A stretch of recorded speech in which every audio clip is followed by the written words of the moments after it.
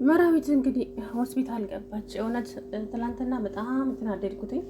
የአባቷን ክብርና የአባቷን እንትን ላለመዋረድ የሰውን ህይወት የምታጨልመው ነገር የፈለገ ነገር ቢያስገድድሽ ማለት ነው። እንደዚህ አይነት ሰውን አግተሽ ጽናት ላይ በደልን ደርስ ታደርጊያለሽ እንዴ? ምን አይነት ነሽ? ለነገሩ እሷም ተናግረዋለች። የሰው የራሴን ደስታ ለማስቀደም ብዬ ሰዎችን ደስታ አጨለምኩኝ፣ ካለፈ በኋላ በጸጸት ምን ዋጋ አለው እያለች እንግዲህ እሷ አልነበረችም ያገተቻት፣ ለካ ሄኖክ ነው እንድታገታት ያደረጋት። ምክንያቱም መራዊት ሁሉንም ነገር ስለሰማች ያንን ነገር ደግሞ ግዴታ ለኪሩቤል መናገር አለባት። ምን እየተካሄደ እንደሆነ ቤት ውስጥ እናገራለሁ ስላለቻቸው ብቻ ያንን ነገር ይመስለኛል ጽናት ሽማነታ ሀሴት ኪራ እንደሚያገባት ታውቃለች ይመስለኛል። ማለቴ እሱ የሚያውቀው ጉዳይ የለም፣ ግን አባቷ የሆነ ነገር ነግሯታል። ኪሩቤል እሷን እንደሚያገባ ገብቷቸዋል አይደለ? የጽናት የዚች የአሴት አባትና የኪራ አባት ተነጋግረዋል። ማለቴ ጽንችን አሴትን እንዲያገባ ማለት ነው። ስለዚህ በዚህ በእኔና በአንተ መሀል ያለው ይቅር። ባለፈው ክፍል እኮ ምን እንዳለች ሰምታችኋል? እንትኑን ምንድነው ይሄን እህቴ ታናሽ እህቴ ልታገባ ነው፣ ግን አንቺ እያለሽ እኔ ማግባት ደበረኝ። በቃ በጣም ብዙ ነገር አለችኝ፣ የኪሩቤልን አንጀት ለመብላት ማለት ነው። እና ኪራ ደግሞ አይዞሽ በቃ ታዲያ ሄደ እኮ ዋላ ቀርነት ነው። አሁን እንደዚህ የሚባል ነገር የለም። ታናሽ ታላቅ የመጣው ቅድሚያ ያገባል አላት ማለት ነው። አይ አባቴ በጣም ለክብሩ የሚጨነቅ ሰው ነው አለች። አቤት ይሄኔ እኮ መቼም ብቻ ሆዴ ፍጃው ነው እንግዲህ ስትለ እሱ ምንም ቀለል አድርጎ አለፋት። ምን እንዳለችኝ ሰማ ኪራ? አግብተሽ ፍቺ፣ አግቢና ትንሽ ከቆየሽ በኋላ ፍቺ፣ ከዛ እኔ አገባለሁ አለችኝ። እንደዛማ አይሆንም፣ ህይወት ቀልድ ነው እንዴ አላት ማለት ነው። እና እሱ በዛ ሰዓት ጽናትን ብቻ ነው ልብ ውስጥ ያለችው እንጂ ስለሷ ምንም የሚያስበው ጉዳይ የለም። ግን ደግሞ ትናንትና በእኔና በአንተ መሀል ያለው እንደዛው ማንም እንዳይሰማ ይቅር አለች። ምን እንደው አላውቅም፣ ምን እንዳላትም አላውቅም። እንግዲህ እያለቀሰች ደብዳቤ ጽፋለታለች ማለት ነው። ከሐኪም ቤት ሲመለሱ ያንን ደብዳቤ ያዩታል ብዬ አስባለሁ። አሰላሙ አለይኩም ወራህመቱላሂ ወበረካቱ። ድና የተከበራችሁ የቻናል ቤተሰቦች እንዴት ናችሁ? እኔ ያለው አልሐምዱሊላህ። እንግዲህ አሴት መራዊትን እለቅሽ ነበረ፣ ግን አንቺ ለኪሩቤል የማትናገሪ ከሆነ እለቅሻለሁ ስትል ያንን እኔ ማድረግ አልችልም አለቻት ማለት ነው። ለምን ስትላት አንቺ ጽናትና ኪራ ምን አለቻት ማለት ነው። በቃ ታየው ስትላት አንቺ እኮ ለአንቺ ምን አይነት መስዋዕት እንደከፈለች ጽናት ብታውቂ ኖሮ አይደለም እንደዚህ አይነት ነገር ልታደርጊባት ይቅርና ጭራሽ ማታስዩ ነበር። ምን ላድርግ መሩ፣ ነገሮች አስገድደውኝ ነው የአባቴን ክብር። እሺ እሷስ አንቺ ሴት አይደለሽም እንዴ ለምን አታስቢም አለቻት ማለት ነው። እንግዲህ መድኃኒቴን አምጪልኝ፣ ከዚህ የበለጠ መናገር ማውራት አልችልም አለቻት። እንግዲህ እነማና ሆሜ ቤት ሄደች። አቶ ሄኖክም መጥቶ እንግዲህ የልቡን ዝርግፍ አደረገው። ሀሴትን እንዴት እንደሚያፈቅራት ነበር፣ በጣም ያፈቅራት ነበረ።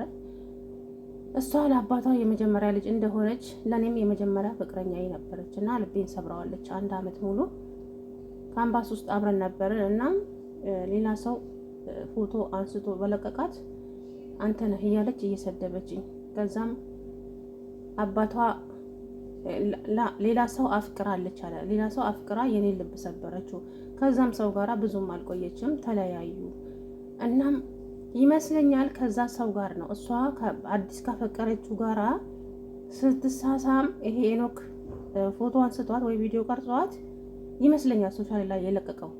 ለዛም ነው አሁን እንግዲህ እየተጸጸተች ያለችው ማለት ነውና እሱም እንደዛው እኔ ባደረኩት ነገር ምንም አልጸጸትም፣ አንቺ ግን ትቢትሽ አሁንም አልለቀቀሽም። ያ በከዘራ መሄድ አባትሽ ከትምህርት ቤት አባረረኝ፣ አንቺም ትምህርት ቤቱን ጥለሽ ሄድሽ፣ ግን ደግሞ ይኸው ዞረን ተገናኘን እያለ እንግዲህ ብዙ ነገር አወራ ማለት ነው።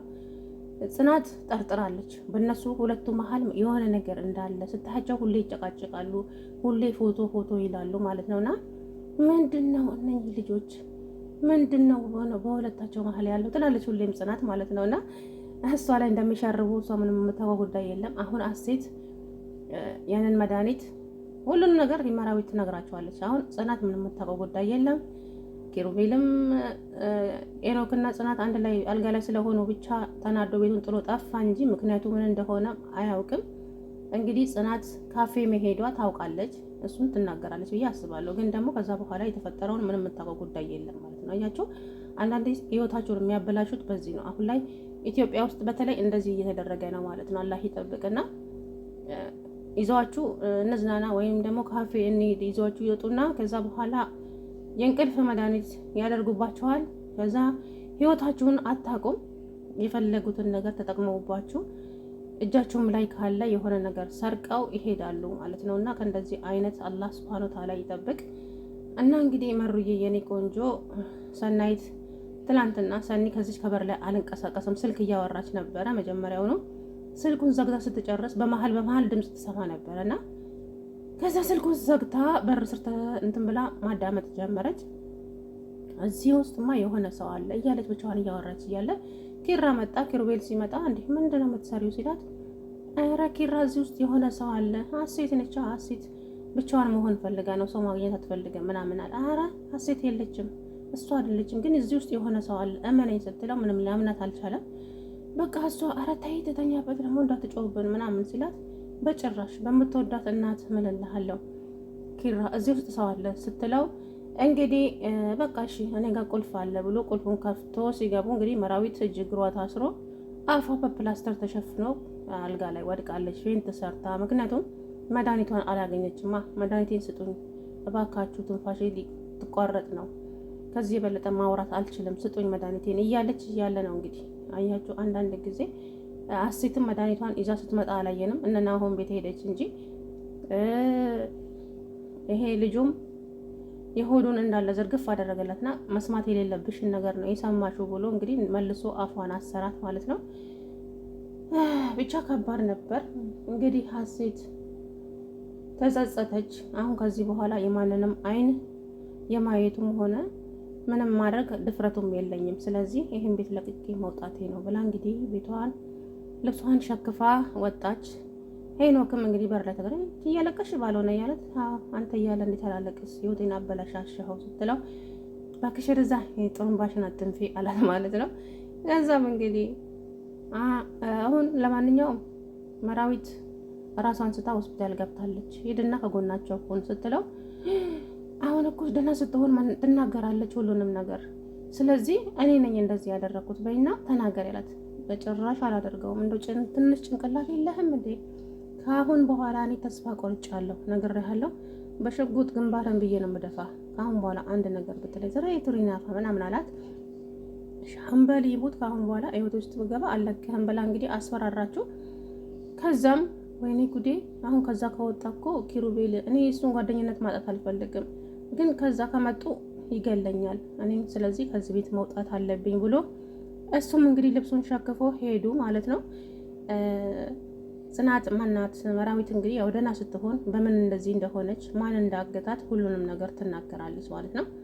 ኪራና ጽናትስ ምን አይነት ነገር እንደሚፈጠርባቸው ባላውቅም እንግዲህ ጽናት ኪራን ማነው ኪራ ጽናትን ምን እንደሚላት እንግዲህ እንጠብቃለን ማለት ነው። ምክንያቱም ቢነግራትም እንኳን አታስታውስም። ካፌ መሄዷን ታውቀዋለች፣ ካፌ ይዛት እንደሄደች ታውቃለች። ከዛ በኋላ ግን ምን እንደተፈጠረ ጽናት የምታውቀው ጉዳይ ስለሌለ ያንን ነገር ደግሞ መራዊት ሁሉንም ነገር ስለሰማች ለኪራ ታስረዳዋለች ብዬ አስባለሁኝ።